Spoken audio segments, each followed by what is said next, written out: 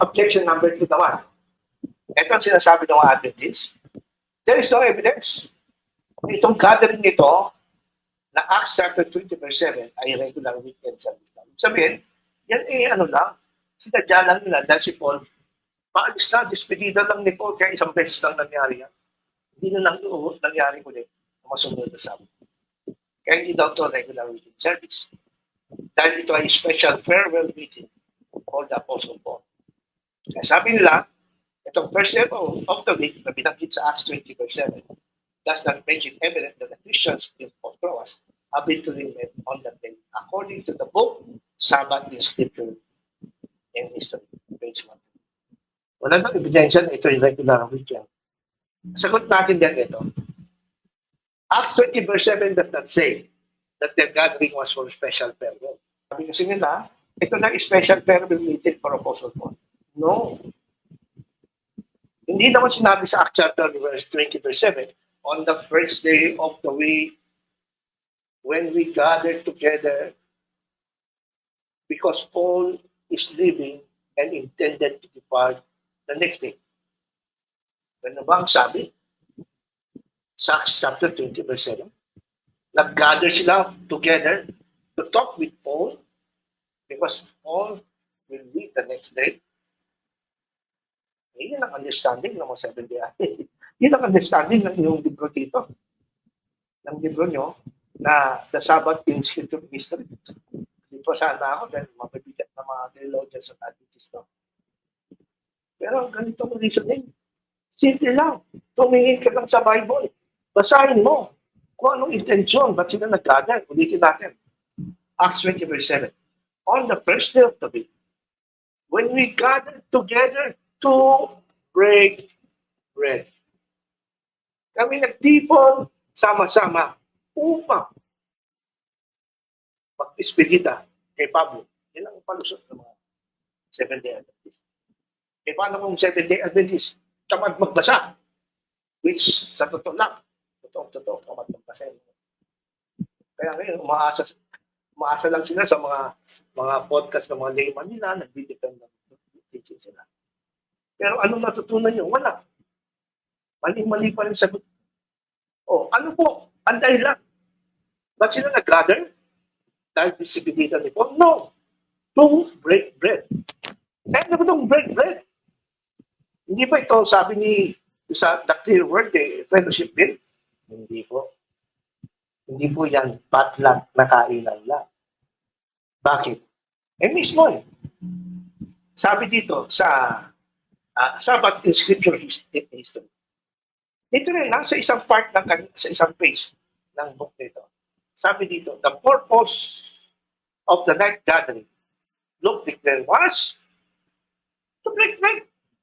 So, ibig sabihin, nag-usap-usap sila, tara, mag-tingin tayo. Linggo na gabi.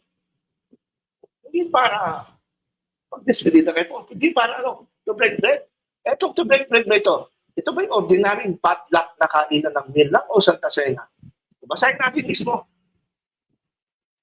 Basahin natin mismo. Kasi sabi nila, fellowship nila. Basahin natin mismo. Dito sa official magazine for the SDA pastors o yung The Ministry. Alam na alam yan ng mga pastor. Alam na alam yan mga pastor yung nakikinig ngayon. Salamat pa rin. Nakikinig kayo ngayon gabi. Sabi dito sa The Ministry Magazine, April 1962, page 21. Ang sabi doon, in Acts chapter 20, verse 7 to 11, we have an account of a religious service in which Paul preached unto them, which indicates that this was not a gathering merely for a common meal. Tama nga naman. Itong inyong magazine, the Ministry Magazine, ito yung magazine para sa mga pastor, mga theologians. Kaso, kahit mga pastor dito sa Pilipinas, hindi ata nagbabasa. Ako na lang babasa sa inyo. Sabi ng inyong Ministry Magazine, 1962, page 21.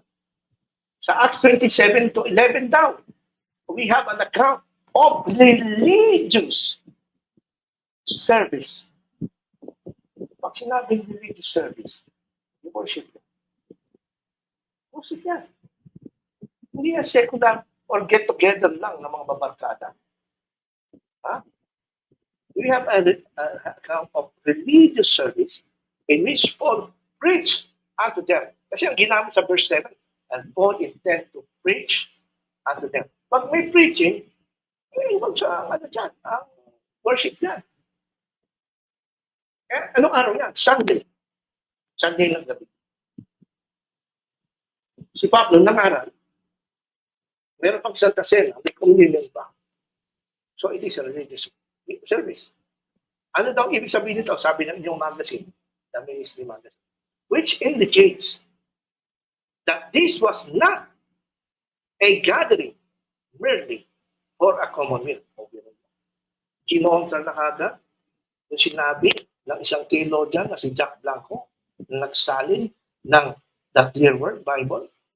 Ang sabi ni Jack Blanco sa The Clear Word Bible, after sundown on Saturday night, the believers got together for fellowship meal. Kaso si Jack Blanco kasi mahilig ito magbago ng salita ng Diyos. Mas kapani-paniwala itong 1962, April 1962 issue ng Ministry Magazine, International Magazine for the Pastors, page 21. Na ano daw, yes, Acts chapter 20, verse 7 to 11. It is a religious service. Hindi ito despedida party. Napakabastos na naman. Pero yung religious service, ginawa yung despedida party. Napaka-materialistic naman ng pananaw ng maraming Seventh-day Adventists. Nakapokus kayo sa happy-happy, good time. Hindi naman lang nirespeto ang kasagraduhan ng pagtitipong ikaw pagsamba sa araw ng linggo ng mga manang pamatayang Kristiyano sa Troas. At salamat na lang. No? Meron kayong magazine na ang sumunod nito. At talagang nakapokus talaga sa kasagraduhan na naganap na pagsamba sa Acts 20 verse 7 to 9. Kaya ito rin nag-indicate na hindi ito gathering really for a common meal. Anong sasabihin niyo dyan? Mga layman, mga debater, mga pastor, ano na nangyari sa inyo? Ba't ang gulo ng turo nyo? Ito pa mga kaibigan, bukod sa kinorek nito ang Clear Word Bible ng modernong theologian estate, Jack Blanco. Alam niyo ba, para sa propeta ng Seventh-day Adventist, sino ba propeta ng Seventh-day Adventist? Si Ellen White. Tapos sasabihin nila, hindi daw nag-tensi, hindi propeta. Tinatawag ng propeta. Sabi niya, wala lang na akong tutol. Tawagin akong propeta. Hindi propeta nga siya. O ito, mismo kay Ellen White, naniniwala siya na ang Acts 27 na breaking of bread ay hindi ito ordinary potluck na pagkain. Kundi ito po ay tinatawag na communion. Sabi sa aklat,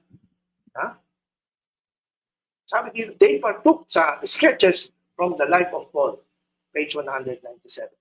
They partook of the communion. And then Paul continued this one. They partook of the farewell meal. Potluck ba? Sabi ng propeta ninyong inspired daw. Ako hindi ako naniniwang inspired, pero tumama siya rito. Sabi niya, inspired at the authority niya kaysa sa mga kay Jack Blanco. They partook of the communion. Santa Cena yan, ay kay Ellen. Dito naman sa libro niya, The Acts of the Apostles, page 391, ito naman sabi po din ni Ellen White. Ito daw ay Santa Cena. They partook of the communion, and then Paul talked for a long while, even till break of day. Oh, Santa Cena pa yan eh. Ano nangyari sa inyo? Ano nangyari sa inyo? Sabihin nyo, kami lang ang hinulaan sa Revelation 12:17 dahil kami sumusunod sa 10 utos at may propeta kami. O yan o. Propeta nyo nagsasabi, communion, yung Acts 20:7. Tapos, sasabihin ng mga theologians nyo na ang pagtitipon na yun sa Troas sa Acts 27, isang beses lang nangyari. At hindi na naulit. So, ibig mo sabihin, yung mga mananampalataya ni Kristo, ng mga Kristiyano doon sa Troas, ay isang beses lang sa Tasena. At hindi na sila nagkaroon susunod ng mga church service. Naku naman kayo. Ginawa niyong pagkano ito mga mananampalataya sa Troas. Ginawa niyong backslider. And dapat backslider kayo. Kayo dapat backslider. Then, pinabago nyo at sinasabi ng Bible.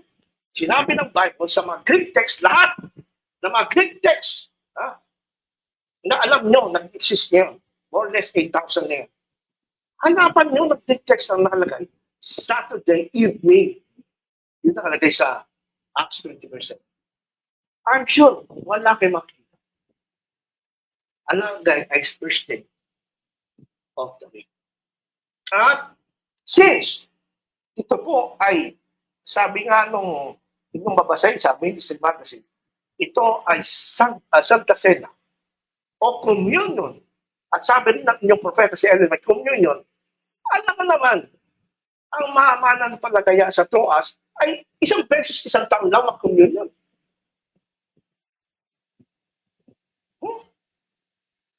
So kung sasabihin nyo na ito hindi regular na naulit, hindi ito naulit itong Sunday worship sa Troas, paano yung communion nila? Isang beses lang, hindi na naulit. Ginawa ng mga backslider itong mga tao para makuhang tama kayo. Mali! Ako'y naniniwala na mga mananampalataya ito ay matitibay. Kaya nagtiis sila eh.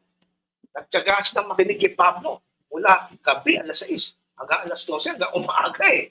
Umaaraw na, nakikinig pa rin eh. Nahulog pa nga si Eutychus eh. Dahil inantok siya sa kusok. Ang dami ng kusok nung kinagawa. Sa malang pala. Ano ba masasabi mo backslider? At the next Sunday, hindi na sila nag-Santa Cena at nag-worship ng Sunday.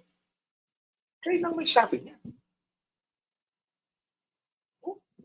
Nakakatakot kayo magturo ang mga 7-day Adventists. Pinabago nyo lang ang Biblia para magmukha kayo tama. Okay?